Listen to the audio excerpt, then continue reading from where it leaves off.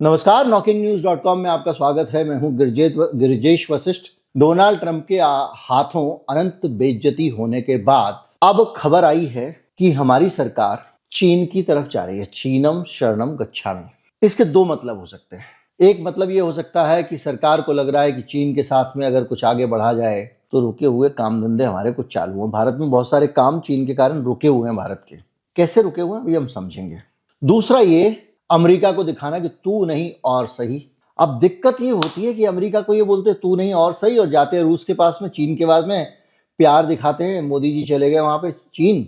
उसके बाद जैसे अमेरिका कहता है आजा आजा आजा, ट्रंप जैसे ही बोलता है सर क्या मैं आपसे बात कर सकता हूँ, फिर उधर पहुंच जाते हैं। आप सोचो, रूस के हथियार खरीदने से रूस ने मना किया, मान गए। अमेरिका ने कहा हथियार मेरे खरीदो, खरीदने लग गए। वो इन्होंने कह दिया सारे ब्रिक्स में आप हो, ब्रिक्स की अलग से करेंसी आने की बात हो रही है। हम उनके साथ नहीं है जी, हम डी डॉलराइजेशन नहीं चाहते। 50% टैरिफ लगा दिया उसने, उसके बावजूद तो दौड़ के आपको चीन याद आने लग गया। फिर देखा अमेरिका थोड़ा सा नरम पड़ा, अब बातचीत होने वाली है, कुछ रास्ता निकल आएगा टैरिफ पे, तो फिर नहीं इनके साथ नहीं, गंदे बच्चे इनके साथ नहीं घूमेंगे, नहीं तो मम्मी मारेगी। अमेरिका एकदम मम्मी बनी हुई है। तो ऐसी स्थिति में अभी ये फिर से ये संदेश दे रहे हैं ट्रंप को कि भैया वहां जाएंगे। तो ट्रंप भी समझ गया इतने दिन में कि ये भाई पिलपिले लोग हैं, ये कहीं नहीं जाएंगे, यहीं आएंगे। लेकिन जो भी है ये संकेत दे रहे हैं। तो एक तो ये चीन से दोस्ती दिखाने की कोशिश कर रहे हैं। खबर आई है राइटर्स में, अभी हम उसको समझेंगे कैसे दिखाने की कोशिश कर रहे हैं। तो आपको चलना पड़ेगा 2020 में। 2020 याद करिए क्या हुआ था। गलवान घाटी के अंदर चीन के सैनिक घुस आए थे और भारतीय सैनिकों से उनकी मुठभेड़ हुई और उन्होंने हमारे 20 सैनिक मार दिए। 20। इस मामले पे लीपापोती होती रही। मीडिया के कुछ हिस्से जिनकी रीढ़ बची है वो इस मामले को उठाते रहे। अंतर्राष्ट्रीय मीडिया से खबरें आई और सरकार संसद में खारिज करती रही। राजनाथ सिंह ने कहा ना कोई घुसा है ना घुसेगा। कितना खतरनाक बयान था। आप सोचिए 20 आपके मारे गए, तो आप ये कहना चाह रहे हो कि वो हमारी सीमा में नहीं घुसे थे, हमारे सैनिक वहां घुस गए थे? या फिर आप ये कहना चाह रहे थे कि वो हिस्सा चीन का है, हमारा नहीं है, जहां पर उन्होंने हमारे लोगों को मारा? बहरहाल इन 20 सैनिकों की मौत के बाद जब बहुत बवाल हुआ, हंगामा हुआ, संसद में सवाल पूछे गए, सरकार एक्सपोज हुई, झूठ पकड़े गए, उसके बाद सरकार ने कुछ फैसले किए। उन फैसलों में दो चीजें थी। एक तो विदेशी निवेश भारत की कंपनियों के अंदर नहीं करने देना चीन की कंपनियों को, मतलब डायरेक्ट इन्वेस्टमेंट। जैसे कि कोई किसी कंपनी में अगर शेयर खरीद सकता है, हिस्सेदारी खरीदना चाहे 50%, 60%, अडानी की कंपनी में मान लीजिए वो 40% की खरीदारी करना, तो वो काम आप नहीं कर सकते। एक पहली रोक ये लगाई थी। दूसरी रोक लगाई थी कि जो चीन के ठेकेदार हैं उनको हम सरकारी काम नहीं देंगे। जब आप चीन के ठेकेदारों को आपने कहा हम सरकारी काम नहीं देंगे, ठीक है साहब। तो अब ये सिलसिला चला आ रहा है। 20 से अब 2026 हो गई। अब सरकार कह रही है कि कोई बात नहीं, मतलब भारत के सैनिकों की शहादत पे आपने फैसला लिया था। क्या गलवान वापस आया? नहीं आया। क्या किसी भी तरह की, यानी उसी यथास्थिति में, अब तो कई खबरें आ चुकी हैं, वहां उसने अपने गांव साँव सब बसा लिए हैं।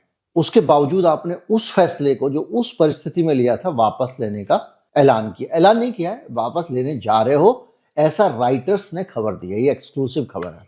और एक्सक्लूसिव खबरें जब आती हैं तो था लेने के लिए आती हैं, वाटर टेस्ट करने के लिए आती हैं। यानी खबर किसी अधिकारी ने लीक कर दी, अब वो खबर हम और आप पढ़ेंगे और हमारे और आपके खबर पढ़ने के साथ ही ये पता लग जाएगा कि इस खबर का असर क्या होने वाला। अगर ये ऐसा हुआ तो असर क्या होने वाला है। यानी ताऊ जो है वो मरने से पहले, ताऊ के मरने की खबर उड़ा देखे तो गांव वाले रोते कि नहीं रोते।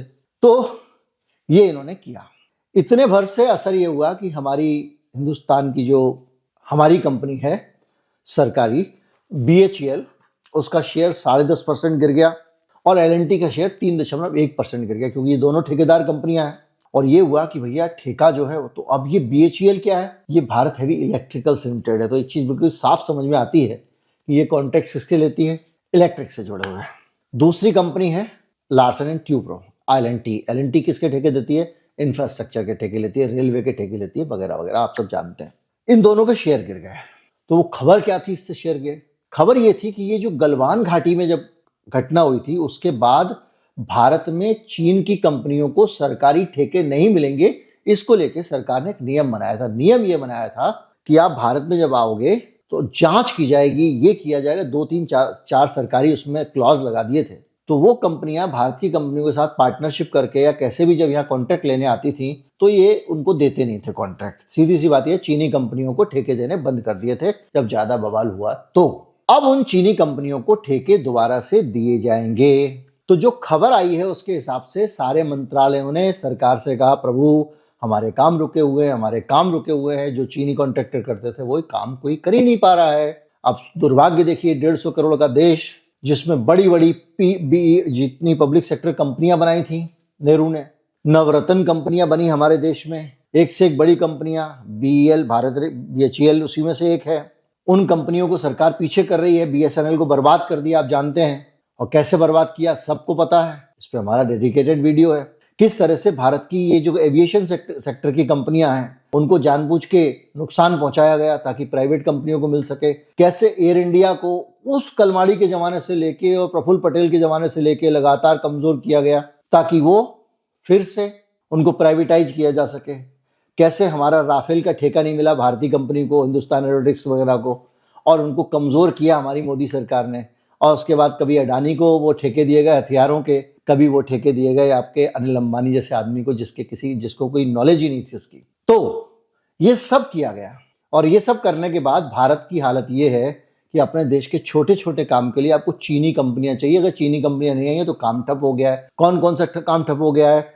तो ये है कि रेलवे से जुड़े हुए बहुत सारे प्रोजेक्ट बताता हूं आपको। 44 वंदे भारत ट्रेन हिंदुस्तान में बननी थी, जिनको चीन की एक कंपनी बना रही थी, CRRC, एक भारतीय कंपनी के साथ उसको डिस्क्वालीफाई कर दिया गया। यानी वंदे भारत के डब्बे वो बना, भाई हमारे यहाँ पे हमारे रेलवे की अपनी कोच फैक्ट्री है, हम अपने आप बना सकते हैं, लेकिन अगर अपने सरकारी कंपनी से बनाएंगे तो अमेरिका नाराज हो जाएगा। वो कहता ना प्राइवेट कंपनियों से बनवाओ, क्योंकि प्राइवेट कंपनी बनाती है उससे अमेरिका को फायदा होता है। फायदा ऐसे होता है कि ये जो प्राइवेट कंपनी जब काम करती हैं तो बहुत सारा फंड और फाइनेंस लेती हैं, और जो फाइनेंस होता है उसकी एक यात्रा है जो अंत में जाके अमेरिका में खत्म होती है। मैं कई बार आपको बता चुका हूं। तो ये 44 वंदे भारत के ट्रेन सेट नहीं बन पाए क्योंकि 2020 में गलवान के बाद चीनी कंपनियां नहीं आ पा रही थी।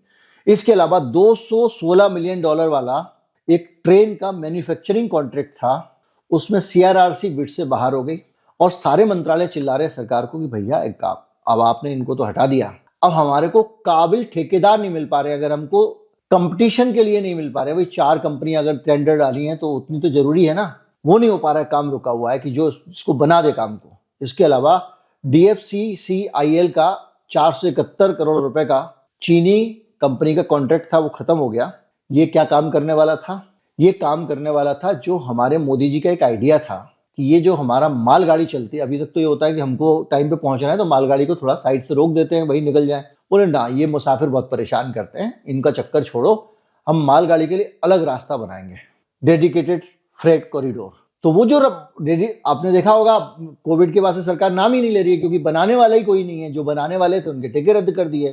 तो वो काम जो है उसका सिग्नलिंग का काम था, 471 करोड़ रुपए का, वो चीनी कंपनी का था, वो कॉन्ट्रैक्ट खत्म हो गया। बेंगलोर मेट्रो जो है उसमें 216 कोच की सप्लाई आनी थी, वो काम रुक गया। तो ये तो हुआ आपका काम रेलवे का।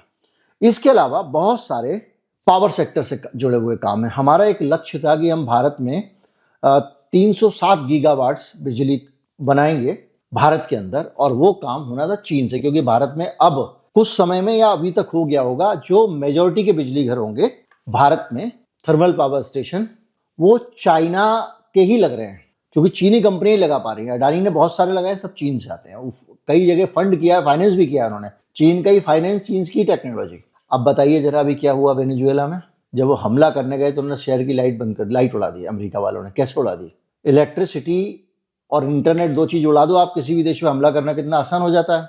गल्फ वॉर में भी इराक की बिजली गायब की थी इन्होंने, और हमने अपनी बिजली का जब सारा इंफ्रास्ट्रक्चर चीन को दे दिया, उनके सॉफ्टवेयर लगे हुए हैं, उन्हीं की ऑपरेटिंग सिस्टम लगे हुए हैं जो सीधे वहां से कनेक्टेड रहते हैं। आप सोचिए जरा कितना बड़ा खतरा हम मोल ले रहे हैं। और उस देश से जिससे हमारी सीमा लगती है, कम से कम हमारा झगड़ा होगा तो चीन, पाकिस्तान, बांग्लादेश से ही तो होगा, और किससे होगा? नेपाल से हो जाएगा। तो इन्हीं देशों को हाथ में अगर इतने सेंसिटिव चीजें दे दोगे, लेकिन इनके पास दूसरा विकल्प ही नहीं है, तो काम रुक गए। तो ये प्रोजेक्ट अटक गया, इसके लिए भी हो रहा है।